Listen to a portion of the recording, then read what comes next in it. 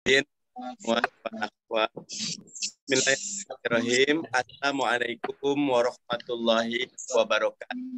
Waalaikumsalam warahmatullahi wabarakatuh. Mohon maaf, barusan ini kan lagi bangun sekolah. Mohon doa ya, Mardani Leadership School-nya bisa berkah dan cepat. Nanti kalau ada Pak Jaya ada yang mau dikirim boleh ya, nanti kita ngobrol ya. Amin. Alhamdulillah. Barakallah. Alhamdulillah. Muhammad ibni Abdillah wa ala alihi wa sahbihi wa man tabi'ahu wa mawalah wa la haula wa la quwwata illa billah, amma ba'd. Yang dirahmati Allah Subhanahu wa taala. Pertama, sama-sama ucapkan hamdalah lillahil alamin atas segala nikmat.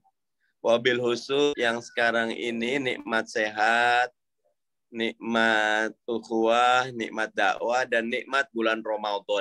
Ini mahal dan mahal. Yang kedua, mari kita sampaikan sholawat dan salam bagi junjungan kita baginda Nabi Muhammad Sallallahu Alaihi Wasallam. Temanya menggapai keberkahan Ramadan. Ya, tema yang luar biasa, tetapi saya ingin ngangkat dua hal. Satu, ngangkat tentang Ramadan, yang kedua ngangkat tentang berkah. Berkah dulu ya.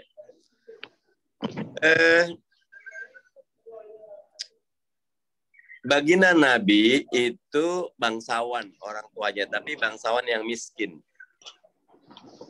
Kebiasaan di Arab, Mekah khususnya, ketika itu para bangsawan itu kalau istrinya melahirkan, maka anaknya akan dibutuhkan oleh ibu susu. Salah satu pusat, kalau di kita misal pusat TKW itu kan Bumi, ini salah satu pusat penyedia ibu susu terbaik itu di Sa'adi. Makanya ada di Bani Sa'adi ini keluarga. Salah istrinya namanya Halimah. Ya. Sa'diyah itu dari Sa'adi. Gitu. Dia ibu susu yang setiap ibu susu harus punya bayi gitu kan. Nah, dia punya bayi tapi susunya tidak lancar, dari 2 buah sumber susu cuma 1 gitu. Kemudian karena dia tidak juga yang termasuk yang ibu susu yang sehat dan kuat, dia cuma punya unta tua gitu.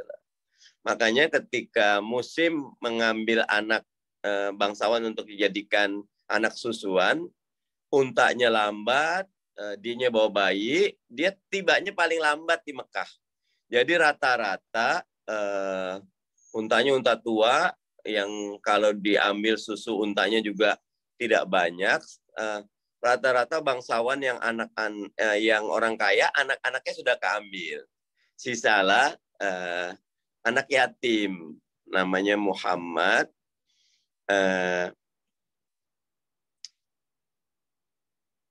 Ibunya Aminah. Sampai datang tapi miskin. Halimah pengen yang kaya, tidak jadi diambil. Saya izin dulu muter ya, nyari. Ternyata semua udah nggak ada. Akhirnya datang lagi ke rumahnya Ibunda Aminah. Akhirnya diterima lah. Bayarannya tidak besar, tapi karena itu yang tersisa diambil. Diserahkanlah bayinya. Pas dipegang bayi baginda Nabi itu, tangannya Halimah itu seperti kesetrum. Ada energi besar, yang tadinya air susu cuma 1, dua-duanya mengembang. Dua-duanya bisa. Untanya yang tadi lemah, tiba-tiba langsung berubah jadi unta yang kokoh, kuat, susunya banyak. Yang tadinya pulang belakangan sampai duluan. Yang tadinya Bani Sa'adi itu kering kerontang, ketika datang bayi baginda Nabi, jadi hijau. Itu makna keberkahan. Salah satu contohnya, barokah. Ya. Dia tidak bertambah, Halimahnya tetap, untanya tetap, Sa'adinya tetap, tapi nilai edit value-nya, nilai keberkahan, nilai manfaatnya berlipat-lipat ganda. Itulah Ramadan. Ya. Di mana Ramadan menyediakan kepada kita apa yang biasa di bulan selain Ramadan menjadi luar biasa di bulan Ramadan. Makanya dilipat ganda. Yang sunnah jadi wajib, yang wajib dilipat gandakan 60 kali. Nah, karena itu menurut saya yang harus kita perhatikan apa keberkahan paling utama yang diperlukan oleh kita. Dan tiap orang keberkahan itu beda-beda. Gitu. Yang anaknya banyak tentu doanya biar anak-anaknya mendapatkan celupan iman, mendapatkan karunia iman. Yang nggak punya anak, tentu doanya biar dikuatkan hubungan suami istrinya. Gitu. Kalau memang hasil saintifiknya tidak bisa punya anak, ya mudah-mudahan betul-betul doa bisa adopsi anak, jadi anak yang soleh-solihat. Gitu. Yang miskin beda dengan yang kaya, nilai minta keberkahannya. Gitu.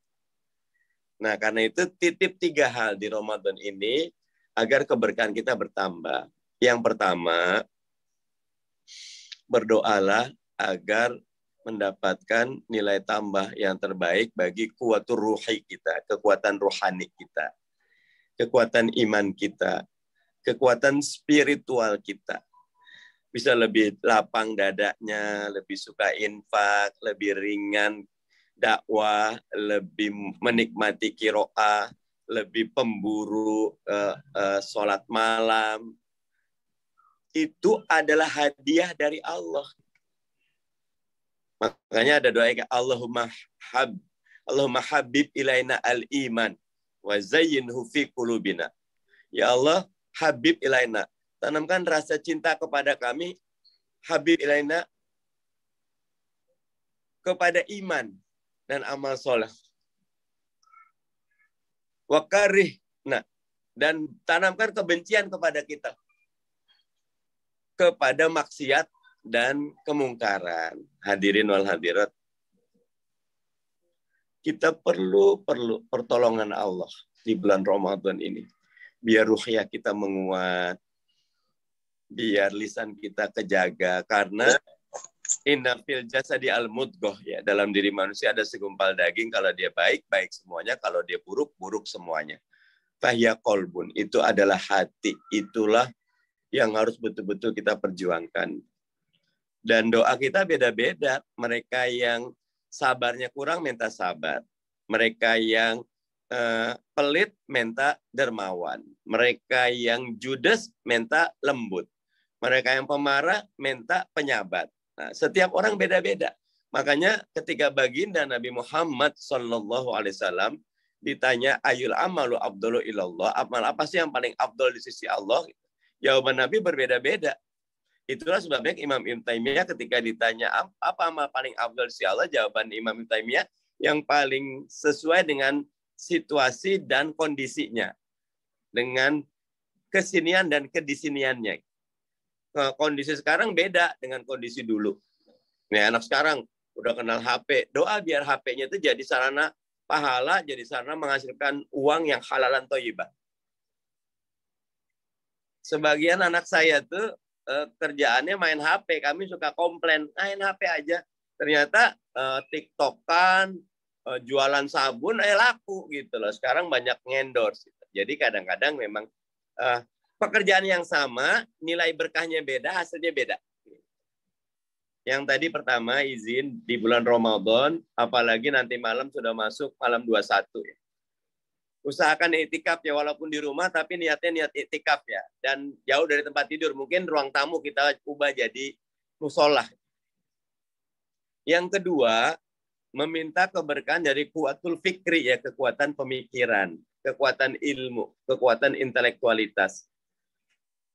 Saya mohon izin lagi ingin bikin sekolah ya, karena sekolah kita harus bisa mendobrak. Sekolah kita mampu melahirkan, kalau bahasa Pak Habibie, otaknya Jerman, hatinya Mekah. Gitu. Kalau bahasa saya gitu loh, hatinya penyayang, pikirannya tajam. Gitu. Tangannya dan kekuatan lainnya sangat helpful, sangat penolong. Gitu. Jadi orang yang apapun membuat kesan gitu. Karena pesan beberapa ulama, orang bukan Islam itu tidak bisa membaca Quran dan tidak membaca hadis. Dia membaca Quran, membaca hadis dari perilaku umat Islam. Kalau rumah kita rumah yang baik, yang nyaman, yang asri, ke perilaku keluarga kita, keluarga yang akhlakul karimah, penolong, kepada handphone siapapun kita jawab, jangan kalau yang telepon orang besar kita enggih-enggih, kalau orang yang kecil kita galak, nggak boleh.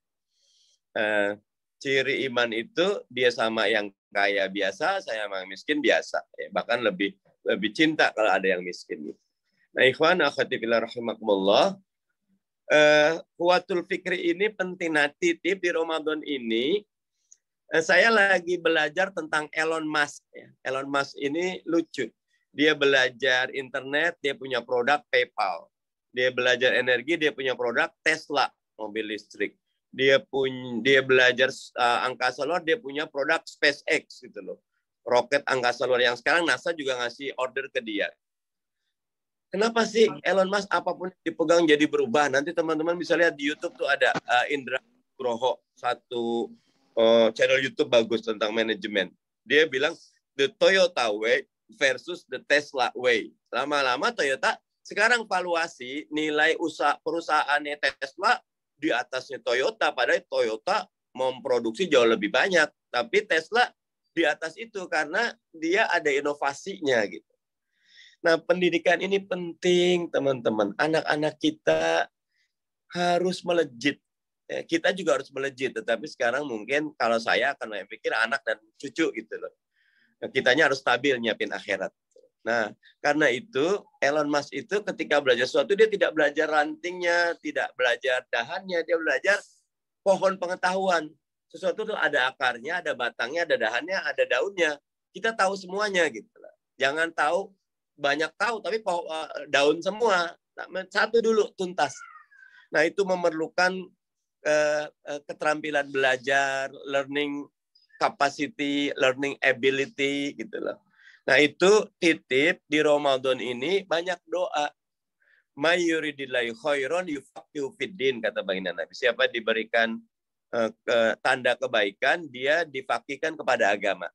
Saya ketika iktikaf suka bawa buku manajemen, bawa buku leadership, bawa buku yang saya lagi pelajari tentang perusahaan, saya buku perusahaan. Selain Quran ya. Karena Quran kita baca, tapi isi Quran itu banyak sekali yang belum kita kerjakan. Nah, kadang-kadang Allah memberikan ilmunya itu melalui orang lain. Makanya baginda Nabi mengatakan, ambillah hikmah dimanapun kau temukan, karena hikmah itu milik orang beriman. Kadang-kadang dari bukunya John Maxwell, dari bukunya si Seven Habits itu loh, dari buku yang lain-lain nggak kenapa, toh itu milik orang beriman. Sesudah kuatul ruhi dan kuatul fikri, maka yang ketiga adalah kuatul amali, kekuatan operasional, kekuatan manajerial, kekuatan eksekusi. Ide bisa dicuri, tapi aksi nggak bisa dicuri. Nah, yang susah tuh aksi. Tarumajaya harus punya aksi. Kader Ikhwan harus punya aksi-aksinya. Kalau bahasa Rocky Gerung bagus. Kami lagi pelajari. Jadikan momentum itu monumen. Ada monumennya keberhasilan kita. Kegiatan ini monumen. Sehingga itu pencapaian milestone kita ada. Dan itu perlu doa. Karena baginda Nabi mengatakan, innallaha yuhibbu idza amalu ahadukum ayyutkina. Allah mencintai kalau seseorang itu melakukan amal yang terbaik. Yang itqon, yang tekun, penuh persiapan, jaudatul adab, punya KPI yang jelas. Itu 3 usul saya agar keberkahan Quran, keberkahan Ramadan optimal dengan kita betul-betul menekuni jalan ruhani, jalan fikri, jalan amali, jalan spiritualitas, jalan intelektualitas, jalan manajerial atau operasional. Mudah-mudahan ada manfaatnya. Alhamdulillah rabbik fala takunanna minal mumtarin. Wa iyyakum ajmain. Wallahul muwaffiq ila thoriq wal minkum. Assalamualaikum warahmatullahi wabarakatuh. Waalaikumsalam warahmatullahi wabarakatuh. Jazakallahu khair Ustaz atas apa yang disampaikan tadi, keberkahan Ramadan dan keberkahan Al-Qur'an ya. Tadi Ustaz sampaikan di Ramadan ini mintalah 3 keberkahan yang utama. Pertama, kekuatan ruhiyah kita, kekuatan fikriyah kita, kemudian kekuatan amali kita. Syukran Ustaz. Kemudian seperti yang diamanatkan oleh kaderisasi Ustaz, tema kita pada siang hari ini menggapai keberkahan Al-Quran untuk kemaslahatan umat. Mungkin bisa ditambahkan Ustaz, titik berat keberkahan untuk kemaslahatan umat yang ditinjau dari 3 kekuatan yang harus kita minta itu Ustaz. Untuk kemaslahatan umatnya mungkin Ustaz. Boleh bisa ditambahkan highlight-nya Ustaz. Keberkahan umat. Karena gini, 3 hal ini menjadi fondasi personal. Nah, kekuatan personal ini akan mengubah kekuatan sosial menjadi kekuatan sosial. Nah, jadi Quran, Ramadan, dan kekuatan personal menjadi basis bagi kita untuk memberikan perubahan sosial, menjadi basis bagi rekayasa sosial, menjadi basis bagi kita untuk mewujudkan ruang publik atau negeri yang baldatun thayyibatun wa rabbun ghafur. Sesuai dengan apa yang Allah katakan, innallaha la yughayyiru ma biqaumin hatta yughayyiru ma bi anfusihim. Allah tidak akan mengubah kondisi satu kaum sebelum kaum tersebut mengubah diri pribadi masing-masing. Jadi kondisi sosial akan berubah kalau kondisi personal berubah. Kondisi personal itu ruhiyah, fikriyah, amaliyah. Begitu ah. Syukur Ustaz, jazakallahu khair. Jadi untuk menggapai keberkahan kemaslahatan umat, kitanya sendiri harus kuat Ustaz ya. Terutama dari 3 poin yang tadi Ustaz sampaikan. Mohon izin Ustaz untuk bisa membuka pertanyaan mungkin Ustaz ya. Kita 3 aja ya, karena kebetulan lagi di rumah, lagi jenguk kawan yang saya belum ngobrol nih. 3 aja, silakan. Siap Ustaz. Baik Bapak Ibu jamaah sekalian, para anggota dan kader serta simpatisan, ada kesempatan 3 pertanyaan dari Ustaz Mardani yang disampaikan. Mungkin bisa tunjuk tangan atau langsung saja mungkin bagi yang ingin bertanya. Tadi Ana lupa mengingatkan kalau ada pertanyaan di chat ya. Karena belum ada pertanyaan di chat, mungkin silakan ada kesempatan 3 pertanyaan dari Ustadz Mardani yang disampaikan tadi. Tafadhol yang akan bertanya mungkin bisa langsung saja sebutkan nama. Mungkin boleh bebas tadi ya, tidak terkait materi, boleh Ustadz? Enggak. Mumpung ketemu Ustadz nih, kita biasanya lihat di TV aja, lihat di Riddle Talks gitu ya. Sekarang bisa langsung mungkin pengen ada yang disampaikan. Tafadhol bagi yang ingin bertanya langsung kepada Ustadz Mardani. Jarang-jarang nih kita bisa langsung ketemu walaupun via Zoom ya. Kalau tidak ada seperti yang tadi disampaikan Ustadz Mardani memang ada di tempat kawan gitu ya. Karena keterbatasan waktu, kalau tidak ada akan kita tutup nih. Kesempatan terakhir. Silakan. Mungkin Ana bertanya. Silakan. Tafadhol Ustaz. Assalamualaikum warahmatullahi wabarakatuh. Waalaikumsalam. Ana mau bertanya terkait tentang situasi umat saat ini, terutama kaum muslimin yang ada di Indonesia ini. Kalau tadi terkait dengan tema apa istilahnya, kita ingin menggapai keberkahan Al-Quran ya, untuk kemaslahatan umat. Ini yang salah ini di mana nih Ustaz terkait tentang situasi negara kita seperti ini nih?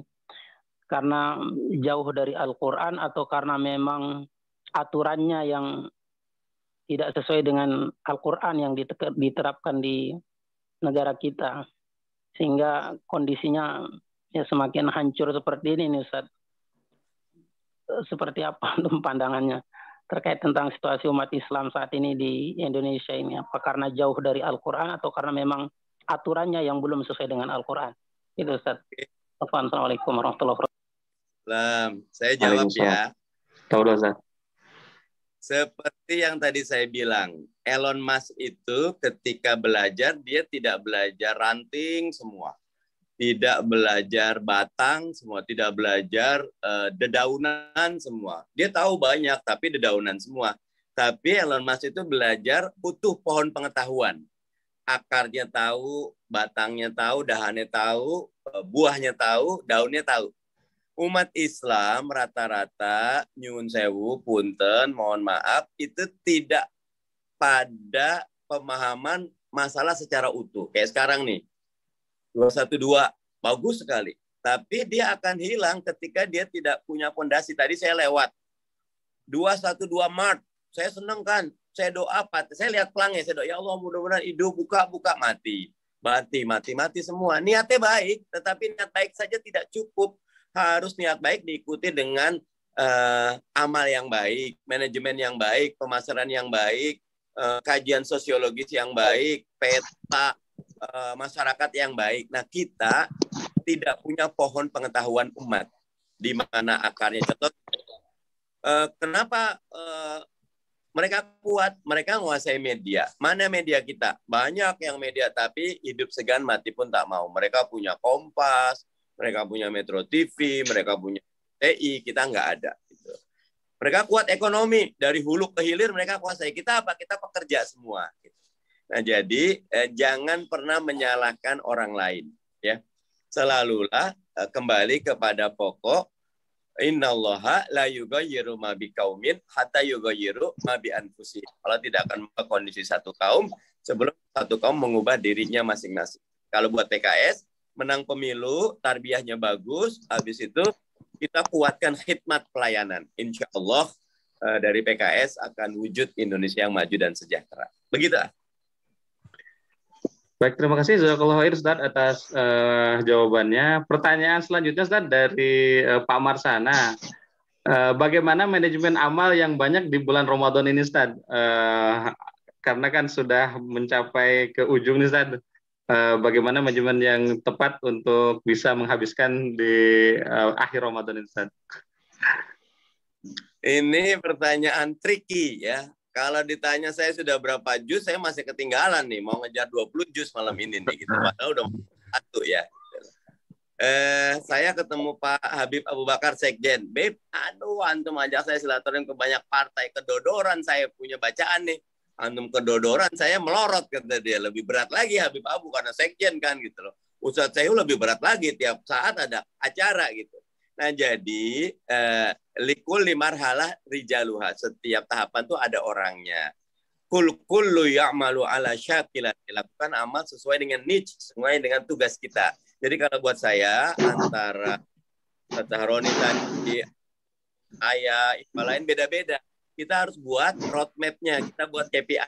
Saya pemarah, lebih sabar Ramadan. Apa target saya? Saya target baca Quran pokoknya 2 kali khatam aja, terus sekali khatam. Tapi saya harus menyelesaikan buku ini. Nah, if you fail to plan, you plan to fail. Kalau gagal buat rencana, Anda berencana untuk gagal. Nah, mumpung masih ada waktu, buat rencana 10 hari terakhir ini, malam terakhir ini, apa yang kita kerjakan.